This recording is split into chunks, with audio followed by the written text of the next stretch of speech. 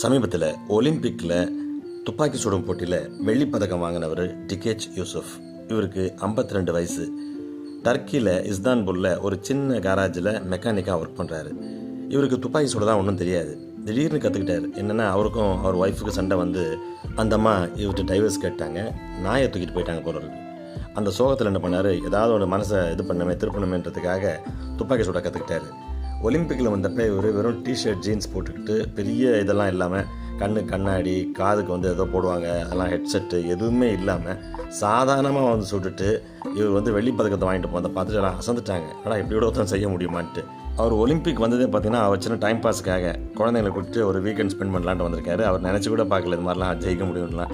ட்ரைனிங்லாம் எதுவும் பெருசாக பண்ணதில்லையா இவர் ஜெயிச்சு வெள்ளி மெடல் வாங்கினோடனே அங்கேருந்து சொன்னார் ஒய்ஃப்கிட்ட, ஷரோன், இஃப் யூ ஆர் வாட்சிங் this, I want my dog back, என்னோட நாயை எனக்கு திருப்பி கொடுத்துரு அப்படின்னாரு.